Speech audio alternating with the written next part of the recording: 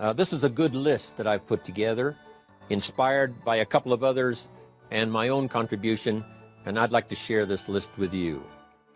First, learning the power of purpose. A person who has purpose in their life, they have something to go for, some meaning. One writer described it, for some people it becomes a magnificent obsession. And for you and I, maybe it doesn't need to be that dramatic as a magnificent obsession.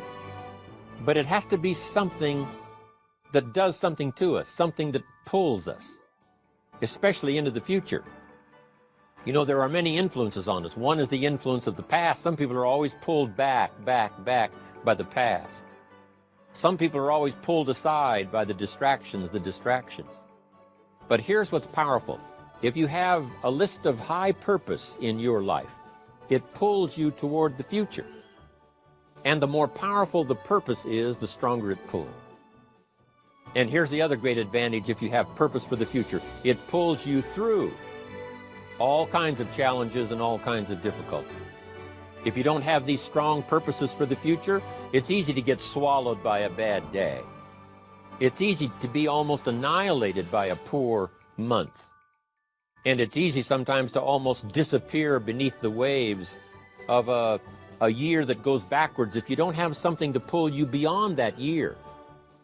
So if you want something to pull you through all kinds of challenges, all kinds of difficulties, and things that come at you, you got to have something on out there, beyond today, beyond next week, beyond next month, beyond this year, that pulls you into the future. And the clearer it is, the stronger it pulls. The more dynamic it is, the more it affects your life, your spirit, your heart, your soul. It also creates imagination. It gets your mind working on how to achieve that purpose. And if your mind will work, and if your heart works, and if your spirit works, and if you have good input, like good ideas, I'm telling you, there isn't anything you can't accomplish. So that's one of the great powers that'll make a variable of you, and that is purpose. Here's the next one, self-confidence. Where does self-confidence come from? And this is the best advice I can give you on that. Not neglecting, first of all, the small daily discipline.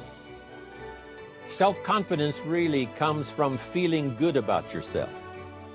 And one of the best ways to feel good about yourself is at the end of the day to know that you poured it on. You did your best. If you conducted a meeting, you did the best you could. If you made a phone call, it was the best phone call you could possibly make. If you wrote a letter, it wasn't a casual letter, it was your best letter.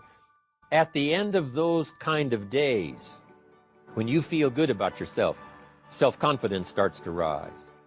You know that if you can have this kind of a good day, you can have another one the next day, and those days become the weeks become the months, and the month becomes a powerful year.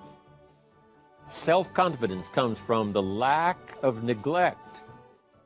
If you will not neglect to do the small daily disciplines, that's where self-confidence comes from. Part of good health is self-confidence. I know I'm going to be healthy. I take the Herbalife products. I eat the apple a day. I walk around the block. I do the jogging on the beach. At the end of the day, when you've really poured it on and you've done all the stuff, self-confidence grows. That self-confidence affects your health. It affects your future. It affects your psyche.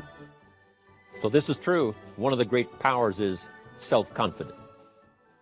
Self-confidence means willingness to do whatever it takes to achieve.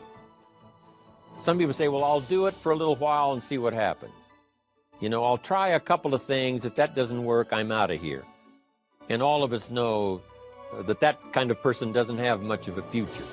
But if you're willing to do whatever it takes, if I have to learn a couple of things, I will learn those things. If I got to learn 5 or 6 things, I'll learn all 6. If I have to take an extra class, I'll take an extra class. If I've got to read the books, I'll read the books. If I have to consult with people who know more than I know, I will do the necessary consulting. Whatever it takes, I will do. That starts to develop unbelievable self-confidence. Self-confidence also comes from the ability to rise above your circumstances, to rise above what happens, the petty little things. the discouraging things that would sink everyone else's ship except yours, that would cause someone else to quit early in the day, but you keep going. That kind of willingness to overcome all circumstances, whether it's the little challenges or the big challenges. If you're willing to do that, I promise you, this kind of power will work for you, and in you, the variable, it'll make a difference. The third on the list I had was enthusiasm. And here's what I wrote about enthusiasm. Enthusiasm that's powerful is mostly enthusiasm that is enthusiasm inside, 90%, 10% outside. We all know what the enthusiasm is like when somebody lets us see their enthusiasm, which is like the 90%, and only 10% of it is inside. But the enthusiasm that really affects people is not just being loud, but the enthusiasm that runs deep, the enthusiasm that comes from deep inside, created by self-confidence, created by purpose, created by genuine willingness to help other people. That kind of enthusiasm, knowing that you're going to get the job done, knowing you're going to affect people, knowing you're going to have testimonials flowing in from all kinds of directions. That kind of enthusiasm. A lot of it is quiet. A lot of it is unheard.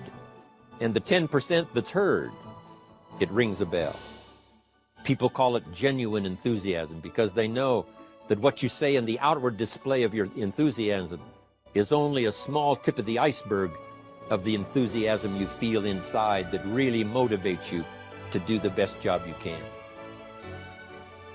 Next on my list to help you become the powerful variable is expertise. Wanting to excel in all of the skills and settling for nothing less than an outstanding performance. If you're willing to be the best in your field, if you're willing to demand of yourself excellence in skills, to be the best that you can possibly be, in the training, do the best you possibly can.